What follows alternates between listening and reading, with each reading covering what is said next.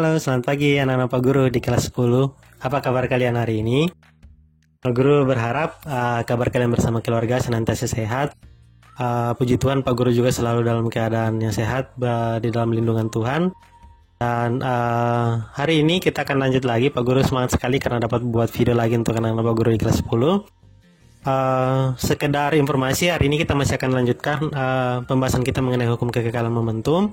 Tetapi hari ini tidak terlalu banyak karena hanya membahas mengenai pengaplikasian atau bagaimana sih menggunakan hukum kekekalan momentum itu untuk menyelesaikan sebuah masalah di dalam fisika. Masalah yang Pak Guru maksud di sini, tolong digarisbawahi, masalah yang Pak Guru maksudkan adalah penyelesaian soal seperti itu. Jadi kalau anak-anak Pak Guru menghadapi soal yang berhubungan dengan hukum kekekalan momentum, maka Pak Guru berharap setelah menonton video yang Pak Guru berikan hari ini, anak-anak Pak Guru sudah bisa menyelesaikan masalah-masalah yang berhubungan dengan soal-soal yang berhubungan dengan hukum kekekalan momentum. Oke, tidak lama-lama kita langsung lanjut saja. Oke. Nah, ini topik utama kita hari ini ya. Aplikasi hukum kekekalan momentum dalam kehidupan sehari-hari. Sebelumnya mari kita kerjakan dulu bel assignment yang Pak Guru berikan. Bukan kita sebenarnya, anak-anak Pak Guru yang kerjakan. Apa bel assignment yang Pak Guru berikan hari ini? Bel assignment-nya yaitu sebenarnya ini berhubungan dengan materi-materi yang sebelumnya Pak Guru sudah berikan. Jadi sekedar sebagai review juga. Oke. Bel assignment-nya yaitu silakan anak Pak Guru sebutkanlah atau sebutkan kembali konsep dan persamaan matematis dari hukum kekekalan momentum. Ini tadi Pak Guru sudah bilang ini review, jadi Pak Guru berharap ini tidak terlalu lama, pasti masih diingat. Ini berhubungan dengan materi minggu lalu, yaitu konsep dan persamaan matematis dari hukum kekekalan momentum. Ya, silakan dikerjakan dalam waktu 5 menit. Kenapa Pak Guru kasih bel assignment-nya seperti ini? Karena namanya juga kita akan menggunakan persamaan ini untuk mengerjakan suatu soal di dalam soal-soal di dalam fisika, otomatis Pak Guru harus menguasai dulu konsep dan persamaan matematisnya. Di review saja karena Pak Guru berharap, Pak Guru juga yakin kalian masih ingat ya penjelasan Pak Guru minggu lalu tentang ini. Oke, silakan dimulai dari sekarang 5 menit saja, di pause dulu videonya. Oke, dan sekarang Pak Guru berharap dan Pak Guru yakin bahwa kalian sudah mengerjakan bel assignment yang Pak Guru berikan. Sekarang kita akan lanjut dalam tujuan pembelajaran kita hari ini. Nah, tujuan pembelajaran kita hari ini tidak banyak, satu saja. Karena Pak Guru juga berharap sebelum kita lanjut pada materi-materi atau topik-topik selanjutnya, anak Pak Guru harus menguasai topik ini dulu. Nah, tujuan pembelajaran kita juga hari ini yaitu menggunakan persamaan hukum kekekalan momentum. Ini sebenarnya Pak Guru bahas di awal tadi untuk menyelesaikan masalah di dalam fisika seperti itu. Jadi kita akan menggunakan persamaan hukum kekekalan momentum untuk menyelesaikan masalah dalam fisika. Dalam artian yang Pak Guru maksud di sini adalah soal-soal di dalam fisika. Itu yang Pak Guru maksud sebagai masalahnya, bukan masalah seperti apa, tetapi yang Pak Guru maksud adalah soal-soal yang di dalam fisika yang berhubungan dengan hukum kekekalan momentum. Oke, kita lanjut.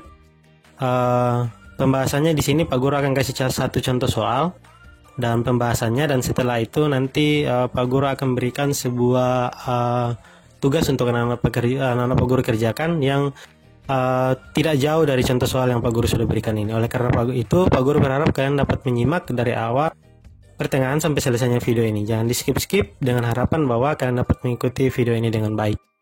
Oke, langsung saja kita masuk dalam contoh soalnya. Jadi anak-anak Pak Guru contoh soalnya seperti ini. Sebuah sedan dan sebuah truk yang bergerak saling mendekati pada suatu jalan mendatar bertabrakan, sentral dan saling menempel sesaat sesudah tabrakan. Sesaat sebelum tabrakan terjadi, mobil sedan melaju pada kecepatan 30 meter per second dan truk pada kecepatan 20 meter per second. Nah, massa mobil sebesar 1000 kg dan truk sebesar 3000 kg. Ini sebelum terjadinya tabrakan. Kemudian ditanyakan, yang pertama, berapakah kelajuan keduanya dan dalam arah manakah keduanya bergerak setelah bertabrakan? Tetapi ini pertanyaan pertama ya. Tetapi anak-anak Pak Guru ingat, setelah bertabrakan kan dikatakan di sini mereka saling menempel begitu. Berarti kita akan lihat mobil mana yang kemudian masih akan bergerak, kemudian pada arah mana, entah apakah itu si truk atau si mobil sedan. Nah, nanti kita akan temukan jawabannya dari penyelesaiannya atau pembahasannya ya. Yang kedua yaitu atau bagian B, hitung energi mekanika awal dan akhir sistem. sedan dan truk. Dikatakan sistem itu berarti berhubungan dengan sedan dan truk tadi itu. Jadi itu yang kita akan hitung yang kedua ya. Tetapi sebelum kita menghitung energi mekanik ini, Pak Guru ingatkan ke anak Pak Guru, membahas mengenai energi mekanik, sebenarnya itu kita akan diarahkan pada pembahasan mengenai energi kinetik dan energi potensial. Nah, oleh karena itu, sebenarnya dalam penjelasan Pak Guru tentang hukum kekekalan mekanik, hukum kekekalan momentum, Pak Guru tidak membahas mengenai energi mekanik. Kenapa? Karena Pak Guru berpikir atau juga Pak Guru berharap bahwa pembahasan mengenai energi mekanik ini kan kita sudah pelajari sebelumnya ya, di pembahasan-pembahasan sebelumnya. Masih di semester ini, kalau anak-anak Pak Guru ingatkan, sebelum kita masuk ke dalam materi hukum kekekalan momentum kan sebelumnya kita sudah belajar juga tentang energi mekanik yang merupakan hasil penjumlahan dari energi kinetik ditambah dengan energi potensial. Tetapi kalau anak-anak Pak Guru lihat di sini, kan sistemnya terjadi pada bidang yang datar ya, otomatis berarti yang kita akan gunakan adalah energi kinetik. Sedangkan energi potensialnya itu sama dengan nol, karena kan energi potensial itu adalah energi yang dimiliki oleh suatu benda karena ketinggiannya. Sedangkan kalau dari sistem yang anak-anak Pak Guru akan kerjakan hari ini atau contoh soal yang kita bahas ini, sistemnya terjadi pada bidang datar. Oleh karena itu energi potensialnya tidak akan kita hitung karena tidak memiliki ketinggian, atau sama saja sebenarnya energi potensial sama saja dengan nol. Oke, seperti itu ya. Soal ini sebenarnya Pak Guru ambil dari buku Martin Kanginan di halaman 426. Jadi silakan anak Pak Guru ambil buku pegangan kalian, yang buku fisika yang kalian bawa dari sekolah. Kalian buka di halaman 426. Itu adalah contoh soal yang Pak Guru akan bahas hari ini. Oke, kita langsung masuk saja. Sebelum membahas pembahasan dari contoh soal ini, sebaiknya kita lihat dulu seperti apa gambaran dari kejadian ini, seperti itu. Nah, dari sini Pak Guru kasih sebuah animasi. Di sini ada sebuah mobil sedan. Kemudian di sini ada sebuah truk begitu. Nah, kalau dilihat anak-anak Pak Guru, mereka ini bergerak ke dalam arah yang berlawanan, sehingga nantinya akan terjadi tabrakan. Sebelum terjadinya tabrakan, mobil sedan ini bergerak dengan kecepatan 30 meter per second. Jadi sebelum tabrakan, mobil sedan bergerak dengan kecepatan 30 meter per second dengan masanya yaitu 1000 kg. Dan si truk sebelum tabrakan juga memiliki kecepatan 20 meter per second dengan masanya yaitu 3000 kg. Nah, bagaimana setelah terjadi tabrakan? Pak Guru kasih gambaran seperti ini. Nah, jadi sebelum tabrakan nilai-nilai massa dan kecepatannya ketahuan ya, seperti itu. Tetapi setelah tabrakan bagaimana? Pak Guru kasih gambaran seperti ini. Ini mungkin seperti ini kejadiannya. Jadi setelah tabrakan mereka berdua saling menempel. Nah, yang jadi pertanyaan sekarang, berapa kecepatannya dan pada arah mana? Apakah nantinya pada arah kanan, berarti si mobil sedan ini yang ketika bertabrakan dengan truk akan mendorong si truk ke arah kanan, atau kemungkinan kedua mungkin saja si truk ini yang akan mendorong si mobil sedan ini ke arah kiri. Bagaimana untuk menjawab pertanyaan seperti itu? Itulah gunanya kita akan belajar hari ini tentang hukum pengaplikasian hukum kekekalan momentum dalam kehidupan sehari-hari. Kita akan jawab pertanyaan itu nanti setelah kita mengerjakan soalnya. Jadi kita masuk dalam pembahasannya sekarang. Jawabannya Oke, sebelumnya seperti biasa kita tuliskan dulu ya apa saja yang diketahui dari soal yang kita sudah baca tadi. Oke, sebenarnya sudah jelas seperti itu ya anak Pak Guru, apa saja yang diketahui. Yang pertama itu massa si truk, massa si mobil sedan atau M1 yaitu 1000 kg. Kecepatan mobil sedan dihitung sebagai atau dituliskan sebagai V1 yaitu 30 meter per second. Massa si truk atau dituliskan sebagai M2 yaitu 3000 kg, dan kecepatan mobil truk atau dituliskan V2 yaitu 20 meter per second. Nah, tanda negatif di sini menandakan bahwa mobil truk tersebut bergerak dari arah kanan ke arah kiri sehingga nilainya menjadi negatif. Seperti itu ya. Oke, kenapa dikasih tanda negatif? Pak Guru juga kalau tidak salah sudah jelaskan pada pertemuan sebelumnya, itu karena momentum termasuk juga dalam besaran yang memiliki nilai dan arah, yaitu besaran vektor. Seperti itu, sehingga ketika arahnya arahnya ke kiri, maka nilainya akan bernilai negatif, menandakan arahnya, berarti arahnya ke kiri. Oke, setelah itu apa yang ditanyakan? Yaitu yang ditanyakan pertama itu V-aksen atau kecepatan sesudah tabrakan. Jadi kita akan hitung ya kecepatan sesudah tabrakan. Dan yang kedua kita akan menghitung sebenarnya tadi kalau Pak Guru ingat ini sebenarnya yang ditanyakan adalah energi mekaniknya.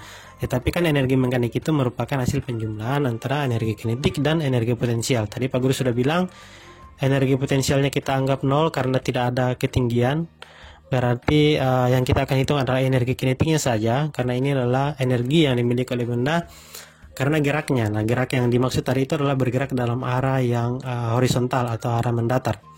Dan yang berikutnya kita akan hitung adalah energi kinetik akhirnya. Oke, langsung saja dalam pembahasan soalnya. Jadi seperti ini anak-anak Pak Guru. Sebelum kita menghitung kecepatannya, kecepatan akhirnya, maka kita harus menghitung dulu momentum sistemnya, seperti itu ya. Nah, kita langsung tuliskan saja. Berarti kita pertama harus menghitung momentum sistem sebelum tumbukan terjadi antara sedan dan truk. Nah, momentum sistem itu kalau Anda Pak Guru ingat kan sebenarnya di sini si truk kan memiliki momentum juga ya, yaitu rumusnya M dikali V, atau di dalam persamaan kita hari ini ditulis M2 dikali V2. Nah, si sedan juga memiliki momentum, yaitu kita tuliskan M1 dikali V1. Kalau anak Pak Guru ingat, apa itu momentum sistem? Momentum sistem ini merupakan momentum total yang terjadi di dalam apa tadi itu yang dibilang sistemnya seperti itu. Jadi sedan dan truk ini dihitung sebagai satu sistem. Kalau hanya sedan itu berarti bukan satu sistem. Kalau truk bukan satu sistem juga, tetapi momentum sedan dan momentum truk mereka masing-masing berbeda. Tapi kalau dikatakan momentum sistem, maka penjumlahan dari momentum si sedan dan momentum si mobil truk tadi itu dijumlahkan, maka disebut dengan momentum sistem. Tetapi yang pertama kita akan hitung adalah momentum sistem sebelum tumbukan. Nah, itu kan nilai-nilainya kita sudah ketahui, jadi kita langsung masukkan saja. Berarti momentum sama dengan M1 dikali V1 ditambah M2 dikali V2. Langsung masukkan saja nilainya. M1 merupakan M1 itu 1000 kg dan V1 30 meter per second ditambahkan dengan 3000 kg dikali dengan min 20 meter per second. Hasilnya akan seperti ini, yaitu 30.000 kg meter per second. Karena di sini tadi negatif, maka di sini menjadi kurang. Tambah ini berubah menjadi kurang, yaitu menjadi 60.000 kg meter per second. Ketika dikurangkan, maka hasilnya akan menjadi min 30.000 kg meter per second. Jadi ini yang terjadi ya sebelum tabrakan, maka momentum sistemnya adalah min 30.000 kg meter per second. Oke, sekarang kita akan menghitung kecepatan akhirnya. Tapi sebelum menghitung kecepatan akhirnya, maka kita hitung dulu momentum sesudah tabrakan. Oke. Nah, kita masukkan saja persamaannya seperti ini.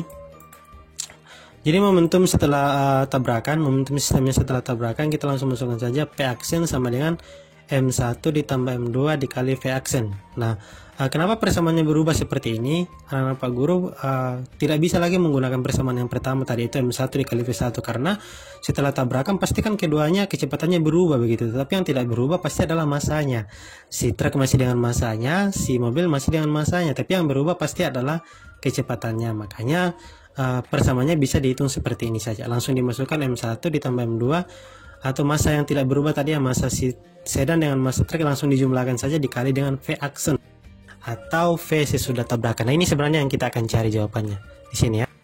Oke, oleh karena itu kita langsung masukkan saja nilainya 1000 kg. Nah, ini Pak Guru tidak masukkan satuannya. Pak Guru minta maaf ya. Berarti anak-anak Pak Guru nanti ketika mengerjakan harus memberikan satuannya. Berarti 1000 kg ditambah dengan 3000 kg dikali dengan V aksen. Hasilnya adalah momentum akhirnya yaitu sekitar 4000 kg dikali dengan V aksen seperti itu. Nah, sekarang kita akan mencari V aksennya berapa. V aksennya ini bisa didapat dari persamaan seperti ini. Kalau anak Pak Guru ingat, hukum kekekalan momentum itu berbunyi momentum awal sistem akan sama dengan momentum akhir sistem. Sehingga kita dapat tuliskan seperti ini, P awal atau momentum awal sama dengan momentum akhir atau P aksen. Kita langsung masukkan saja nilainya. Momentum awal tadi kan nilainya kan min 30.000 kg meter per second, sedangkan momentum akhirnya tadi adalah 4000 kg dikali dengan V aksen. Nah, pasti dari persamaan ini anak-anak Pak Guru sudah tahu bagaimana untuk mendapatkan V aksennya. Pasti kalau V aksennya dihitung berarti 4000-nya yang dipindahkan ke bawah ya, jadi dibagi seperti itu. Jadi min 30.000 kg meter per second dibagi dengan 4.000 kg. Nah, satuan kilogramnya mati, sisa nanti adalah meter per second, yaitu sekitar min 7,5 meter per second. Jadi ini kecepatan akhirnya.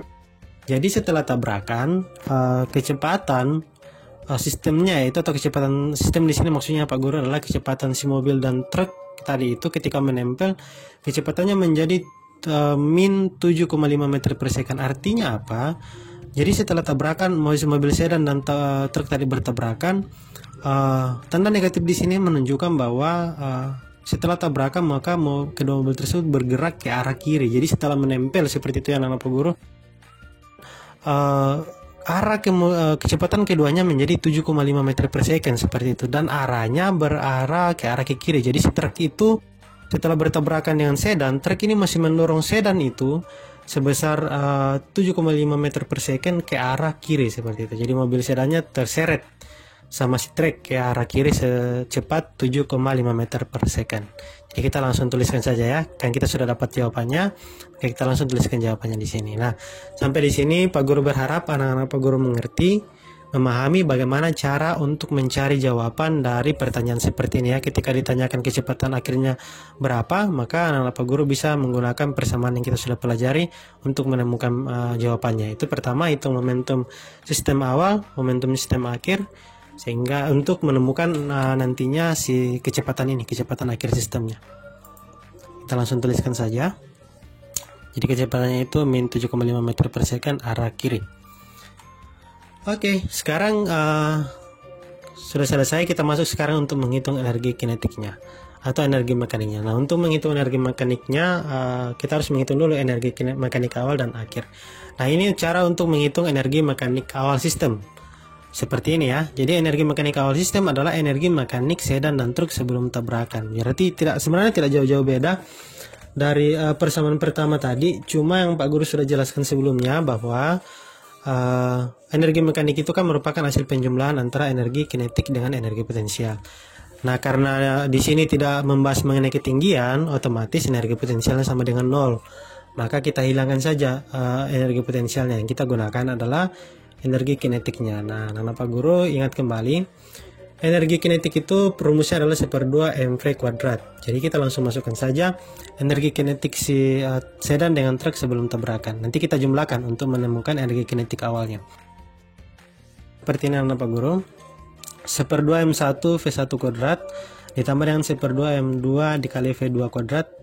Kita langsung masukkan saja nilainya. Berarti 1/2 m1 nya 1000 kg dikali v1 nya itu 30 meter per second, jangan lupa dikuadratkan, ditambah dengan 1/2 3000 kg di sini merupakan m2 dikali dengan min 20 meter per second dikuadratkan juga, yaitu v2 nya ya. Hasil dari penjumlahannya adalah energi kinetik si truk si sedan akan menjadi 450.000 kg meter per second, dan energi kinetik awal si mobil truk akan menjadi 600.000 kg meter per second seperti itu. Nah, tadi karena ini kan dikuadratkan maka dia berubah menjadi positif seperti itu ya Pak Guru. Jadi tidak dikurangkan lagi tapi ditambahkan, sehingga nilainya menjadi energi kinetik awal 450.000 kg meter per second ditambah dengan 6.000 kg meter per second, hasilnya adalah 1.050.000 joule seperti itu. Jadi kilogram meter per second dirubah menjadi joule. Oke, anak-anak Pak Guru, berarti ini jawabannya ya. Energi kinetik awalnya sudah ketemu, yaitu kita tuliskan di sini, yaitu sebesar 1.050.000 joule. Jadi ini energi kinetik awalnya. Sekarang kita hitung energi kinetik akhirnya seperti apa. Nah, energi kinetik akhir kita akan hitung dengan persamaan seperti ini.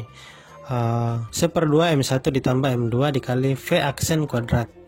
Nah, jadi ini kalau anak-anak Pak Guru ingat persamaan ini tidak jauh beda dengan persamaan untuk mencari momentum akhir tadi ya, yaitu langsung dijumlahkan saja masanya dikalikan dengan kecepatan akhirnya. Oke, langsung saja kita masukkan nilainya. Seperti itu akan menjadi 1/2 1000 kg ditambah dengan 3000 kg dikali dengan min 7,5 meter per second kuadrat, atau hasilnya akan menjadi 1/2 4000 kg dikali dengan min 7,5 meter per second kuadrat. Hasil akhirnya akan menjadi 112.500 joule. Jadi ini hasil akhirnya ya. Nah, berarti kita sudah temukan energi kinetik awalnya dan juga energi kinetik akhirnya. Atau kita tuliskan saja di sini menjadi energi kinetik akhirnya itu 112.500 joule. Oke. Nah, terima kasih anak-anak Pak Guru. Pak Guru berharap sampai di sini anak-anak Pak Guru dapat memahami atau mengikuti penjelasan Pak Guru dengan baik. Karena hari ini kita hanya akan membahas ini saja, singkat saja. Setelah itu silakan anak-anak Pak Guru cek Classroom mode kita, karena di situ Pak Guru sudah meletakkan. Di situ Pak Guru sudah upload tugas yang kalian akan kerjakan untuk hari ini. Silakan dikerjakan dengan sukacita, dan apabila kalian menemukan kendala, mohon untuk hubungi Pak Guru. Jangan ragu-ragu untuk hubungi Pak Guru ya. Seperti itu. Tetap semangat dalam mengikuti pembelajaran. Ingat, beberapa hari lagi atau beberapa minggu lagi kita sudah akan mulai persiapan untuk libur. Tetapi Pak Guru berharap semangat kalian tetap tinggi seperti itu. Jangan sampai karena sudah mendekati libur sudah menilai-nilai ya. Oke, itu saja yang Pak Guru sampaikan. Semoga kalian dan keluarga tetap dalam keadaan yang baik, saling mendoakan supaya kita keluarga besar SPA dan seluruh Indonesia terkhusus Papua bisa cepat sembuh dari corona dan kita bisa bertemu secara langsung lagi. Sekian dan terima kasih, sampai jumpa minggu depan. Tuhan Yesus memberkati.